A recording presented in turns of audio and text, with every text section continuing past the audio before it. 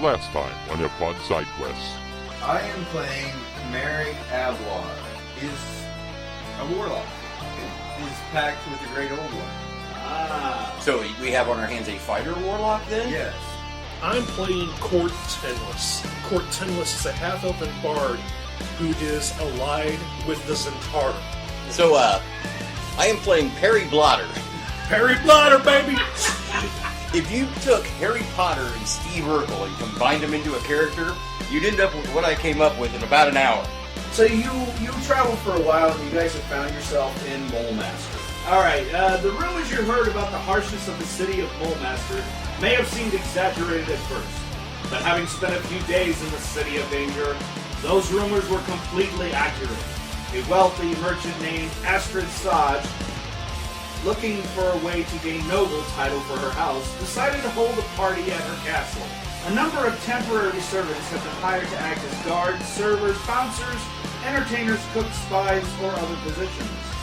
With little money and fewer prospects, you find yourself in Mistress Saj's employment. Today's festivity at the Saj Estates has been quite peaceful, with only a disorderly drunk and an unskilled pickpocket occasionally occurring a stir. That's why it's surprising that the loudest and most violent confrontation did not involve revelers, but was instead a melee between two servants. One of Mistress Saj's seamstress, a young woman called Vinacey, surprised everyone by brutally attacking a stableman called Larch, who was later escorted home by the city watch. As your shift ends, you are approached by a man whose crooked staff and brooch identifies him as a member of the close. Well, my brother is missing. Come back with information about my brother's whereabouts. I will give you 200 gold. If you bring him back to me, I will give you 5. My lady, all we want to do is ask some questions to figure out what was going on. I don't think I have any information for you. I look to my left, look to my right, and I grab that bitch by her throat, and Make an intimidation roll. I push her inside. As you have pushed her in, you have pinned her up on the wall. Mm-hmm. She's extremely intimidated. She goes, I had the Hawks take him to the tower! Say it again, please. Which part? The fact that I attacked them out of my family's pain? Or the fact that I would do it 100 times more? But for the death of your brother? My sister. Your sister. Hello, listeners. Ready for another round of murder hobos? Join Perry, Court, and Malik as they continue their adventure in the City of Danger. Join the FPOD crew as we play another episode of FPOD Side Quests.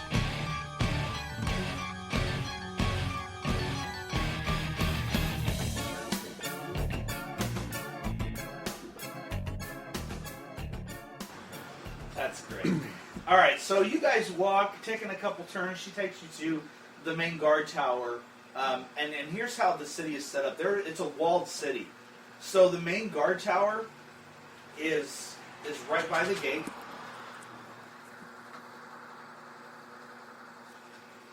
And it goes up to a walkway. As you approach the door,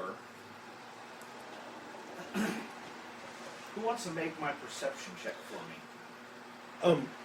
Before the guy who raised his hand, right, on the podcast. does that, I want to understand.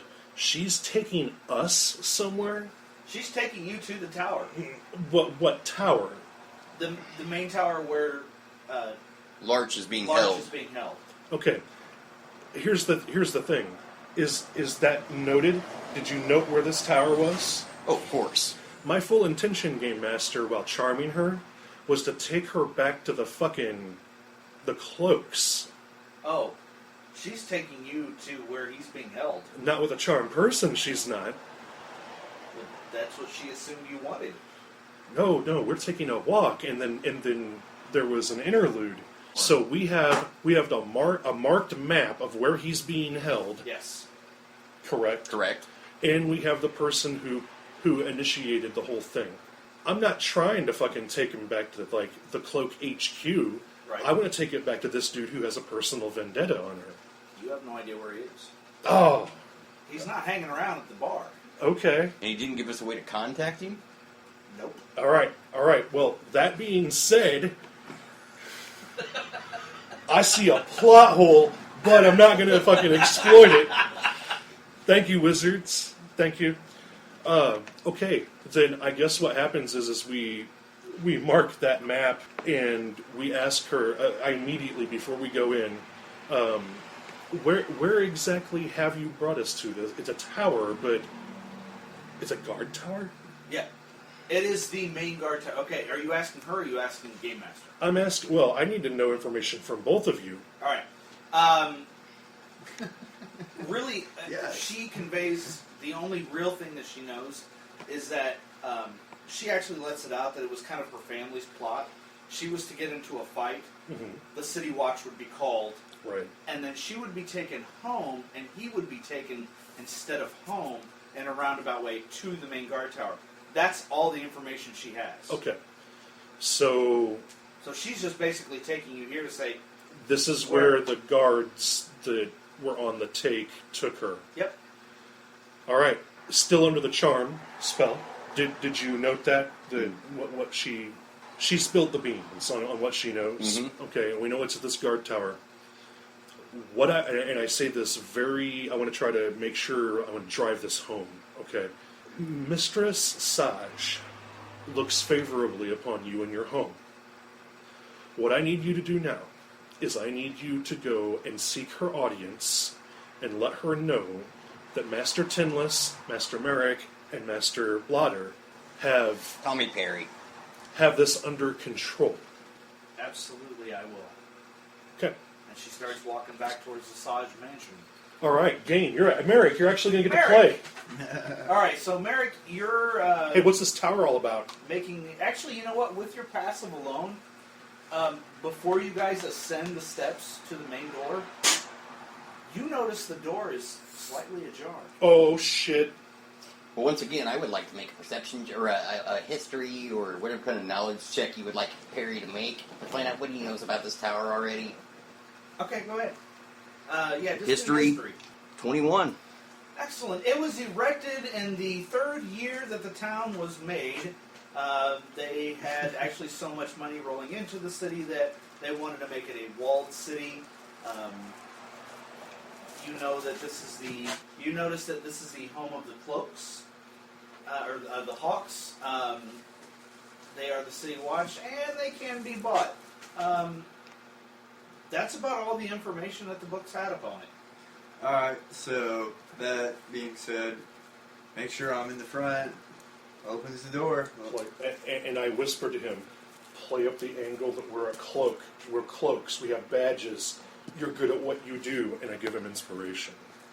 As you enter, now... It's a D8 full of love right there, dude, that I threw you. I'll be like, nah, throw the hook! Throw the hook! It's not a D8 hand job, but I'll take it. Hey, bro. Hey.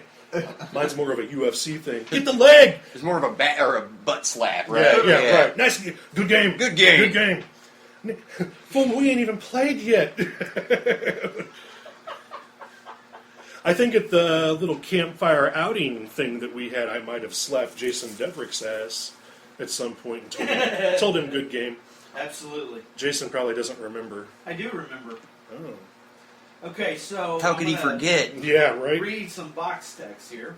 The watchtower where Betty has taken you to is roughly 20 feet tall, providing access to the top of the city wall.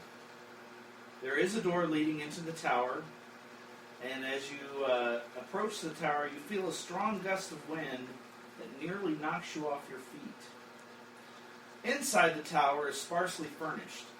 The space is divided into a couple of holding cells, as well as a place for guards to rest. Storage lockers for weapons and armor and other place for official city watch business can be carried out.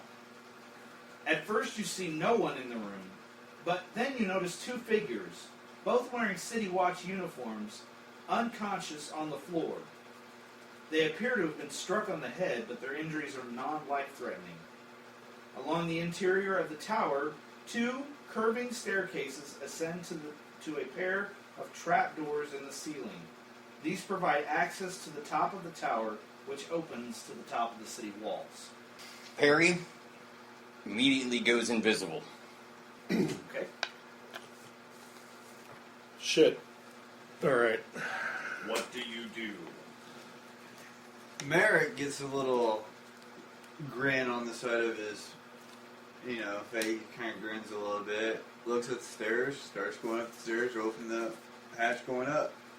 Cool.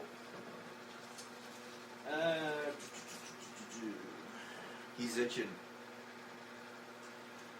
So, what now, Perry is going invisible. Are you going up the stairs as well? I'm going invisible, and the first thing I want to do is go over and investigate the bodies. Okay. Or the figures guards, laying on yeah. the floor, see what's if they're dead, if they're just knocked out. They're alive. They kind of got a goose egg on the back of their heads. Each of them have a knot. But they've very clearly been knocked out from behind. This isn't good. Master Tinless. Working it out, boss. Working it out. Well, you have one party member ascending the stairs, Mm-hmm. trying to get into a fight. I understand. Okay. So am I rolling with that, or are you going to follow him? Explain the wind thing again. Okay, the wind on the is basically it's on the outside of the tower. It's like a protective, barrier around the tower. No, Just like But a it was strong a gush. real strong wind Okay. around the tower. Okay. Both men on this floor incapacitated. Yep. I guess I turn and bar the door? Okay. No, I don't think that's a wise move. That's not what Court Tinless would do. He wouldn't bar the door. In fact, he might leave the door ajar. Keeping it as an escape route? Correct. Mhm. Okay. He might keep it ajar, actually. And from there, I pull out I believe the last wand I had was a ash, right? This is a U.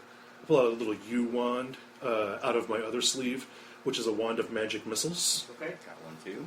And I ready that, and my other hand stays free in case I need to grab a potion or something off my belt. Okay. Now you have kind of these magical items. Just kind of retconning this for you two. Did you guys take any kind of magical weapons, magical armor? The only thing I've done so far is No. since I can craft and I have the spell, I made a wand of magic missile. Okay. I'm going to let you have that with, let's say, 10 charges. It's 10 charges. And you don't have anything. Nope. Anybody got a DMG? Give the dude a cloak of displacement. No. Yeah, I got DMG in the bedroom. Hold on. All right. I want you to have something like either armor or a weapon. Take your choice. What are you into? I'll take the weapon. Okay. Boy, I would love a +1 ring of protection too. That'd be awesome. I All think right, that's yeah. feasible. You get Yeah. a +1 ring of protection. What I've got 3 items, but my items came from DMing and then playing also. Sure. So Sean, let's give you. What weapon do you want? Longsword. Okay, let's give you a +2 longsword, oh, nice. Oh, nice. and I'll also give you a +1 ring of protection. You need to name that shit. No shit, man. Don't worry. Once I get to the level 3 warlock, my weapon will have a name. I see him kind of like Bronn from Game of Thrones. Absolutely, yeah. And then Okay, so you have brandished your magic missile. Yeah, it's Wand. my wand is in my hand. You're invisible, Mm-hmm. and you're ascending the stairs. Mhm. All right. As you get to the top, I need you to make me a DC 10 strength saving throw. Alrighty then. 17, 20. Excellent. You do not fall down the stairs, but as the stairs, they kind of wrap around the inside, and each one has their own trapdoor. Yeah. But as you got there and you reached up, a magical glyph appeared on both doors, glowing, and this large gust of wind almost blew you down the stairs, but you were sturdy enough to withstand the wind, and you just kind of stood there and took it. But it was strong enough to make you back off for a minute. It lasts for about 30 seconds, and then it stops. Hey, Blotter! What? Can you do something about this?